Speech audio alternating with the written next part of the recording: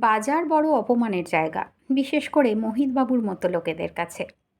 মোহিতবাবু ছিলেন প্রাইমারি স্কুলের টিচার, এখন অবশ্য রিটায়ার্ড, অর্থাৎ পেনশনের খুদ কুঁড়োয় দিন চলে। যে বাজারে বাজার করেন মোহিতবাবু সেটা ছোট। সেই বাজারে সবচেয়ে বেশি অপমানটা এসেছে সম্প্রতি বাবলু মাছওয়ালার কাছ থেকে। বাবলু তার স্কুলের প্রাক্তন ছাত্র, তাই তার ট্যাঁকের জোর সম্পর্কে সে ভালো মতোই ওয়াকিবহাল। সারা সপ্তাহ বাবলু হাবিজাবি মাছ বেচে, আর রবিবার ভিআইপি মাছ। অসময়ে প্লাস্টিকের জ্যাকেট পরানো রূপালি ইলিশ, ভেটকি, চিংড়ি এইসব। কিন্তু ওই ইলিশের প্রতি এক আকর্ষণ আছে মোহিতবাবুর। দু একবার দাম জিজ্ঞেস করতে বাবলু বলেছে, ও আপনি পারবেন না স্যার, আপনার লগায় কুলাবে না। লগায় কুলাবে না।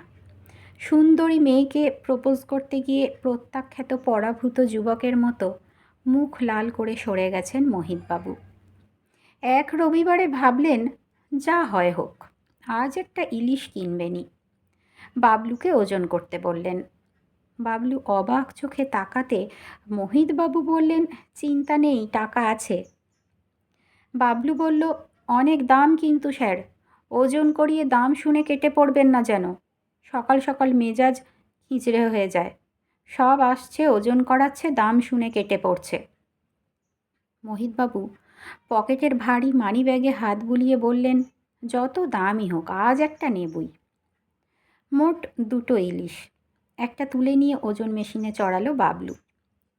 সিল্কের পাঞ্জাবি পরা লোকটার কি তক্ষুনি এসে পড়ার দরকার ছিল?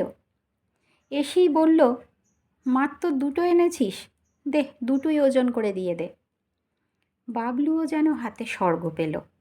স্যারকে বলল, স্যার, পরের সপ্তাহে দুটো বেশি আনবো, তখন নেবেন, আজ অন্য মাছ নিয়ে নিন। সিল্কের পাঞ্জাবির হাতে লম্বা সিগারেট। একটা টান দিয়ে বলল, ভেটকিও দে, আর বেলা করে একটু বাড়িতে যাস, কেটে কুটে দিয়ে আসিস। বাবলু ঘাড় নেড়ে হ্যাঁ বলল। অপমানে কানটা ঝাঁঝা করছে মোহিতবাবুর। করার কিছু নেই, তেলা মাথায় তেল দেওয়া এই পৃথিবীর নিয়ম। বাবলু নতুন কিছু করছে না।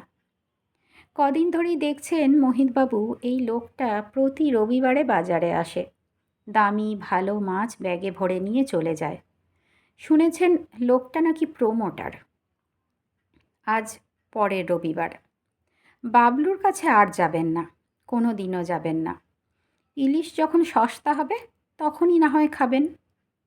বাবলুর পাশ দিয়ে যেতে যেতে মোহিতবাবু যা দেখলেন তাতে তাজ্জব হয়ে গেলেন। ইলিশ কই? বাবলু কয়েকটা চারা পোনা নিয়ে বসেছে। তাকে কয়েকজন ঘিরে কী সব বলছে। একজনকে জিজ্ঞেস করে জানতে পারলেন ওই প্রমোটার কাল অ্যারেস্ট হয়েছে। প্রমোটারি সব বাজে কথা, কিচ্ছু করতো না লোকটা। একটা 420 প্রতারক, মিথ্যে বলে সবার কাছে ধার নিয়েছে। বাবলুরও 40,000 টাকার মতো গেছে। বাবলু ওনাকে অপমান করেছে, তাও ওর জন্য মনটা খারাপ হয়ে গেল মোহিতবাবুর। শুধু প্রাক্তন ছাত্র বলে নয়, আসলে লোভ কান নেই লোভ। আর বাবলু তো বিত্তহীন সামান্য মানুষ। উনি উবু হয়ে বাবলুর সামনে বসে বললেন, দে তো বাবলু, 500 চারাপোনা দে।